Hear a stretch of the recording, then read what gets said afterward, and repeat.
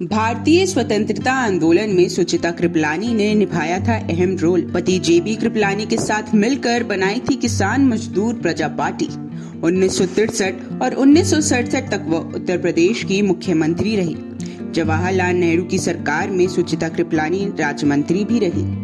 1958 से लेकर 1960 तक कांग्रेस की महासचिव की भी जिम्मेदारी निभाई।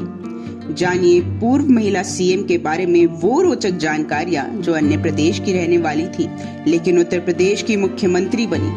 वह अपने सख्त निर्णयों के लिए जानी जाती थी। सबसे बड़ी बात है कि कांग्रेस के विभाजन में भी इनकी अहम भूमिका थी। बात हो रही है सुचिता कृपलानी की, जिन्हें पैराशूट सीएम भी कहा जाता है।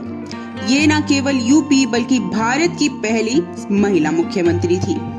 लाहौर और दिल्ली में इनकी शिक्षा हुई, जबकि राजनीतिक करियर दिल्ली से शुरू हुआ, लेकिन बाद में उन्हें उत्तर प्रदेश भेज दिया गया। यहाँ उन्होंने न सिर्फ विधानसभा चुनाव जीता बल्कि मुख्यमंत्री भी बनी। अंबाला हरियाणा के एक बंगाली ब्राह्मण परिवार में जन्मी थी सुचिता कृपलानी ने भारत स्वतंत्रता आंदोलन में अहम भूमिका अदा की थी। प्रसिद्ध गांधीवादी नेता जीवटराम भगवान दास कृपलानी के उनके पति थे। 1942 में भारत छोड़ो आंदोलन के दौरान 1 साल के लिए सुचिता कृपलानी को जेल भी जाना पड़ा। सुचिता कृपलानी उन महिलाओं में से एक थी जिन्होंने महात्मा गांधी के करीब रहकर देश की आजादी की नींव रखी। सुचिता कृपलानी भले ही दिल की कोमल थी, पर प्रशासनिक फैसले लेते समय वह दिमाग की सुनती थी। उनके मुख्यमंत्री काल में उत्तर प्रदेश के कर्मचारियों ने लगातार 62 दिनों तक हड़ताल जारी की थी, लेकिन वह कर्मचारी नेताओं से सुलह भी तभी तैयार हुई जब उनके रुख में नरमी आई। 1958 से 1960 तक कांग्रेस की महासचिव रही थी सुचिता कृपलानी। 1940 में सुचिता कृपलानी ने भारतीय राष्ट्रीय कांग्रेस महिला की शाखा अखिल भारतीय महिला कांग्रेस की स्थापना की। 1942 में भारत छोड़ो आंदोलन के चलते 1 साल के लिए उन्हें जेल भी जाना पड़ा। 1946 में वो संविधान सभा की सदस्य चुनी गई। 1949 में उन्हें संयुक्त राष्ट्र महासभा के एक प्रतिनिधि के रूप में चुना गया। भारत को आजादी मिलने के बाद जेबी कृपलानी ने जवाहरलाल नेहरू से अलग होकर खुद की पार्टी किसान मजदूर प्रजा पार्टी बनाई। 1952 में सुचिता ने किसान मजदूर पार्टी के टिकट पर नई दिल्ली से सांसदी का चुनाव जीता, लेकिन राजनीतिक मतभेद के चलते वह फिर से कांग्रेस में लौट आई।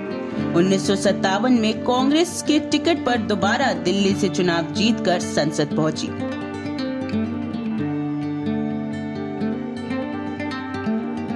जवाहरलाल नेहरू ने अचानक सुचिता कृपलानी को यूपी में राजनीति करने के लिए भेजने का अचानक फैसला लिया।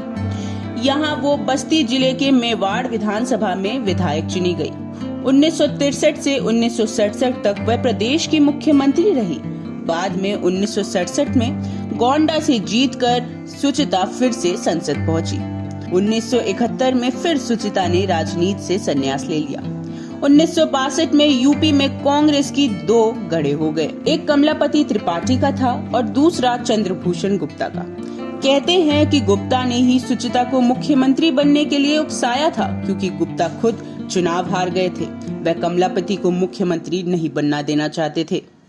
और आप हमसे जुड़े रहने के लिए सब्सक्राइब करें YouTube पर, फॉलो करें Twitter पर और लाइक करें Facebook पर। और ज्यादा जानकारी के लिए आपको टाइप करना होगा सिर्फ न्यूज़ नशा।